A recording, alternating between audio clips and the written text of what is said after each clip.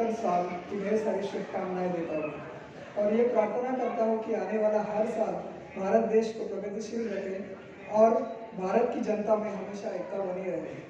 सबसे पहले GI Chhattisgarh school management का आभारी हूँ, दिल से धन्यवाद देता हूँ कि मुझे आज ये मौका दिया इस मंच पे अपने कुछ विचार प्रकट करने के लिए। आज भारत के 75 सालों में काफ़ी आगे निकल आया है।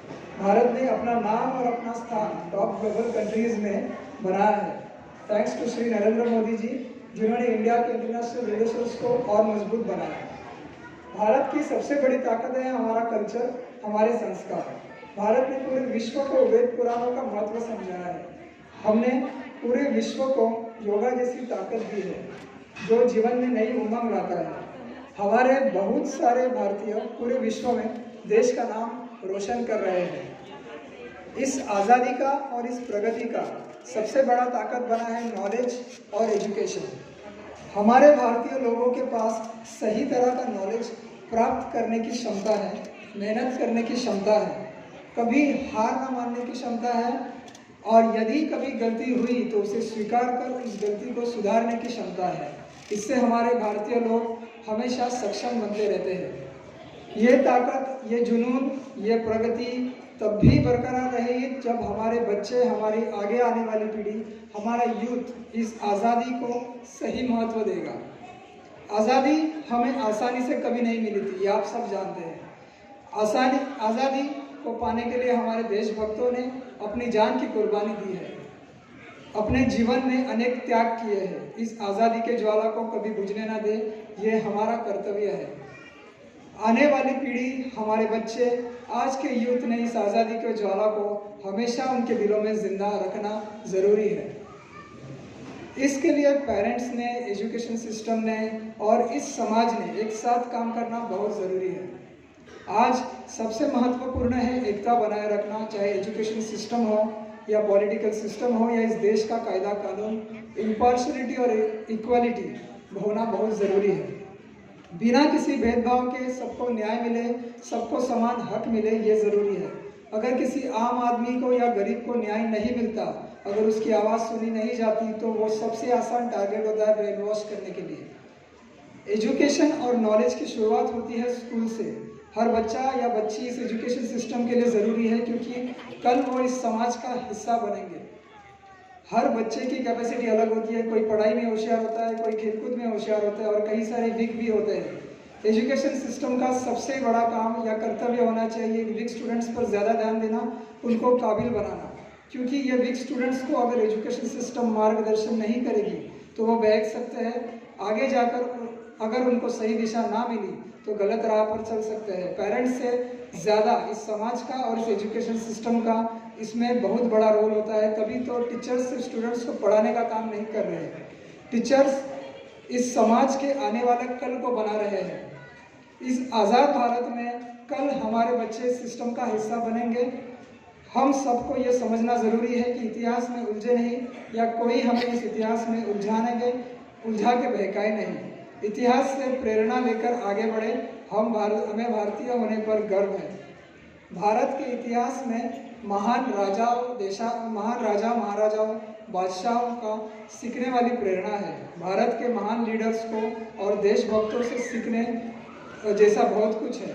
तो इतिहास हमें हमेशा प्रेरित करता रहे, हमारा देश आगे बढ़ता रहे, हमेशा प्रगति की ओर। आगे आने वाले सालों में मेरा देश कैसा हो, ये तो आप सभी के पास कोई ना कोई विचार ज़रूर है। मैं अपने कुछ विचार आपके सामने रख रहा हूँ।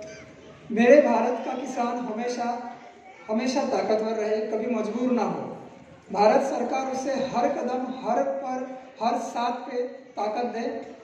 किसान को अपनी जान कभी ना देनी पड़े, किसान सक्षम बने, किसान ताकतवर बने। मेरे भारत का हर एक सिपाही सुरक्षित रहे, लैंडस्लाइड में, किसी टेररिस्ट अटैक में, किसी एयरफोर्स ट्रेनिंग में किसी सिपाही की अपनी जान ना गंवानी पड़े। इस भारत को किसान और सिपाही ये दोनों ही महत्वपूर्ण है। इन दोनों की जान हमारे लिए सबसे ज़्यादा महत्वपूर्ण है। हमारे लिए सबसे बड़ी प्रायोरिटी किसान और हमारी मिलिट्री। मेरे भारत ऐसा हो जिसमें हर स्त्री की इज्जत सुरक्षित रहे, नारी को इज्जत मिले, मान सम्मान मिले। मेरा भारत ऐसा हो जहाँ कानून न्याय व्यवस्था सबके लिए समान हो, बिना किसी भेदभाव के। मेरा भारत ऐसा हो जहाँ कोई गरीब ना रहे, कोई सड़क पर ना सोए, सबके पास रहने के लिए घर हो, खाने के लिए 2 वक्त का खाना हो, पहनने के लिए कपड़े हो। मेरा भारत ऐसा हो जहाँ हमारे साइंटिस्ट मेडिकल रिसर्च में सक्षम हो, जिससे आने वाले किसी भी पैंडेमिक या बीमारी पर हम मात कर पाए।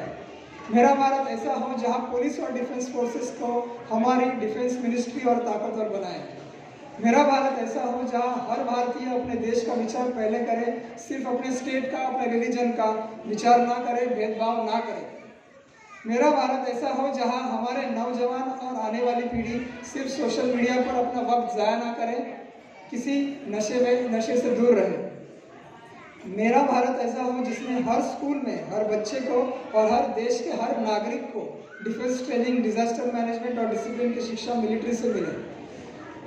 इससे हर नागरिक अपना सेल्फ डिफेंस खुद कर सकता है और हर नागरिक के मन में भारत देश के प्रति आदर और प्रेम बढ़ेगा।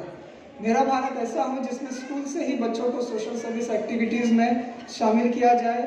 सोशल सर्विस एक्टिविटीज़ स्कूल से ही शुरू कर दिए जाए, जिससे समाज की अपलिफ्टिंग का काम बच्चे बचपन से ही सीखे। मेरा भारत ऐसा हो जहां अपने बच्चों को विदेश में जाकर सीखना ना पड़े। हमारा एजुकेशन सिस्टम इंटरनेशनल लेवल का बनाए और ये शिक्षा सभी को मिले, इस पर ध्यान दे। मेरा भारत ऐसा हो जहां सिस्टम करप्शन फ्री हो। मेरा भारत ऐसा हो जहां पॉलिटिशियंस अपने अपने पार्टी को वोट मिलने के लिए एक दूसरे का पैर ना खींचे। केंद्र सरकार और राज्य सरकार के बीच तनाव ना हो, एक साथ काम करें। इससे आम आदमी का काम कभी अटकेगा नहीं, प्रगति जल्दी होगी। मुझे मेरे भारत पर गर्व है और हमेशा गर्व रहेगा। मेरा भारत काबिल है और हमेशा जिंदाबाद रहेगा। आप सभी को आज़ादी की ढेर सारे शुभकामनाएं। आप सभी को धन्यवाद। जय हिंद, जय भारत, वंदे मातरम।